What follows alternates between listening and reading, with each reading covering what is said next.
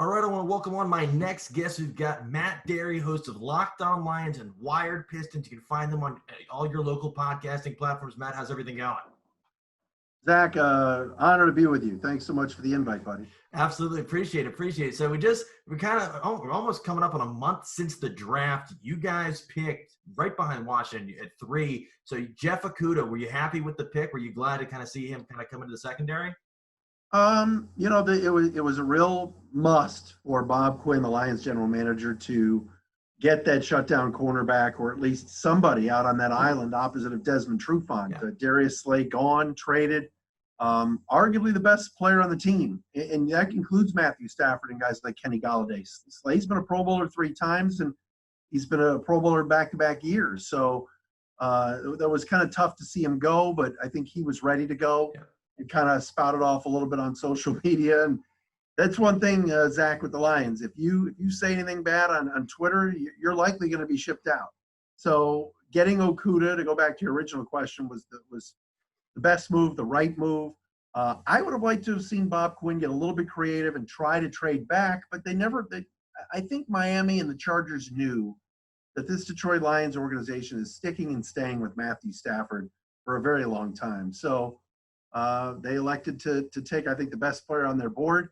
Certainly, we'll see down the road if Derek Brown or Isaiah Simmons, 2 other fits for that defense, turn out to be better. Hopefully for the Lions not. But no, Okudah, I think, was the safe play, and I think he's going to be a pretty good football player. And speaking of Stafford, I don't know if you saw, but I saw he put his house on the market. So is he joining the Tampa Bay Buccaneers? No, I was on a Zoom call with him and the rest of the media yesterday. He's not going anywhere. They have a lot of kids. I mean, his wife is expecting their 4th child. Yeah, so I think they're really hands-on parents. They're terrific people, and I think with where they are in Bloomfield Township, there with their, I'm sure you saw pictures online. I mean, they've got this sort of steep incline, the water there. I think they want to get away from the water and being as safe as possible with their kids. So that's all that is, I think. And I'm excited to see their offense this year because they did make some moves. You get a healthy Stafford back. You get kind of Golladay in a kind of a prove-it year. You kind of showed some stuff last year. You got what's his name from Iowa? I'm drawing a blank. T.J. Hawkinson. T.J. Hawkinson, because he kind of showed out in week 1 last year, and then it was just kind of like hit or miss. But it's just year 1. You can't really take anything just iteration. And then you did grab the running back DeAndre Swift, which I love that pickup. So are you excited to see their offense kind of get going? I am. I mean, look. Let's be honest. If Stafford is healthy, if Golladay is going to take the next step, the backfield of Kerryon Johnson and DeAndre Swift, Amendola, Marvin Jones, they've got a nice offense. The issue is Zach is stopping people. They just can't get stops. They could not get off the field last year on defense. So that's going to be their biggest thing. Is I think the offense is going to be fine if Stafford is healthy. They've got some insurance with Chase Daniel, the first time they really had a good, solid veteran backup quarterback that they know is going to be there a while. But no, the offense is going to be okay. You mentioned Hawkinson. First-round pick taken 8th overall last year I wouldn't call him a bust. It's too early for that, but did not have the kind of year they expected, and then got hurt. He had one really good game in week 1, and then you never heard from him again. He's got to step up. But there's plenty of weapons there. Maybe Swift and Golladay can become very special. And so that would then lead to success, you would think. But again, the offense has to be on the field for them to score. So many times, 3rd and 7s, 3rd and 9s, that defense just could not get off the field. And that was a problem last year. And then speaking of the division, so I'm sure you're aware that Aaron Rodgers is speaking right out of the local media in Green Bay. What was were you surprised when they opted to take Jordan Love in the first round? I don't know what the Packers are doing. And that's rare because Green Bay is such a stable organization. It's the people's organization up there. They've got a nice, Murphy at the top, Gutekunst, LaFleur. It looks like that's the way you build an organization. And yet I have no clue as far as the draft goes what they were thinking. Not that Jordan Love's a bad player. Oh, no. Aaron Rodgers isn't done. He might not be the same guy he's been, but to have this need of receivers, it almost would be like the Lions not drafting any defensive players when you know they had all these needs at edge, D tackle, and cornerback, which the Lions connected on and hit on, I think, on all of during their draft picks. But the Packers, I just don't know what they're thinking. Now, Green Bay still is a really good team. Yeah. I'll be interested in seeing if Aaron Jones can do what he did a year ago. You look at the division. It's funny that the guy Davis from USA Today last year said the Lions were going to win 3 games, and everybody went ballistic with his predictions. And he just came out and said 7 wins for Detroit, wow. and actually three for Chicago. So I don't know how accurate, it's one person's opinion, but the over-under is 6.5 for them wins. It better be over. This is year 5 of Patricia, year 5 of Quinn, and year 3 of Patricia as far as GM and coach. So there's enough talent there. Now it's just they've got to be coached up better on the defensive side. And I do think the division. I do think the Lions stepped up a little bit with the draft and did better to me in the draft than Green Bay and Chicago did. Minnesota to me is still the best team. Interesting. Even with the departure of Stephon Diggs, I know they grabbed Jefferson from LSU, right? Yeah. Yeah. So you think they're still the cream of the crop in the division? Minnesota, I do. I look at what the Vikings do. I like Mike Zimmer. I think they've got an identity, which is that defense. They got guys flying all over the place around the football. I'm a big Eric Kendricks fan. Harrison Smith's really good. Yeah. The Vikings are legit. I mean, Danielle Hunter destroys the Lions whenever they play them, and that's twice a year. So that to me is still the team to beat in the division.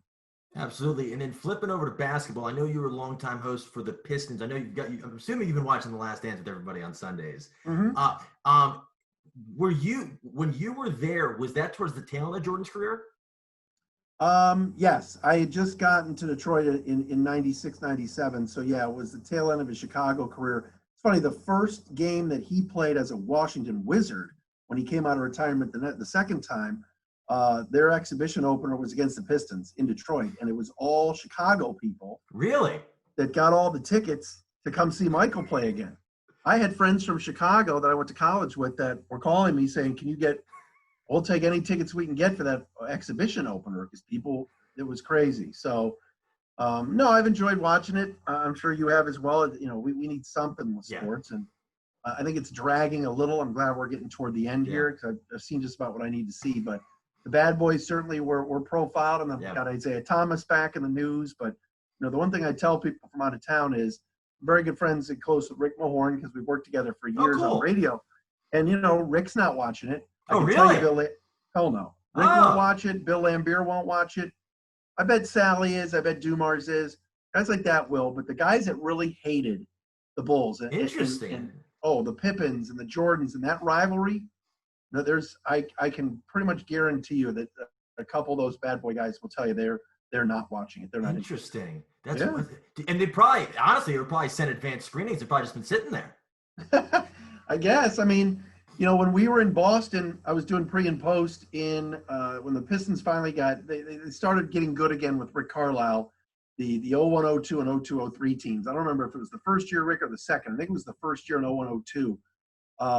The Pistons played the Celtics in the second round of the playoffs, and Lambert was doing the TV, local TV, color commentary with George Blaha, and Bill was you could just getting out of the hotel, getting out of the bus, there were people on the sidewalk screaming at him. Really? Getting into the arena, there's people screaming. I mean, even this is again so 02, so you're talking 10 years removed, and the Celtic fans were still hating Lambert. And he would even tell you if he got in an elevator to have to leave the arena and McHale's in that elevator, he'll get out.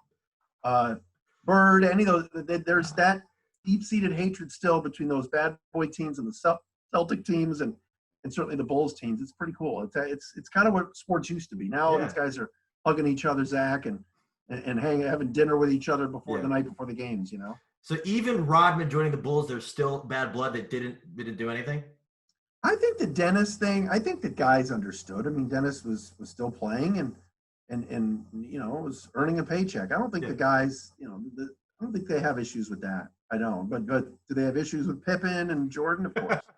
That's wild to think about, because I think they kind of put the Pistons in sort of an unfair light in the documentary. Kind of gloss over they literally they make the villains. First they made Krause a villain, then they made Isaiah a villain, and they're just kind of glossed over it. And because Jordan has a lot of creative control, he probably portrayed it that way.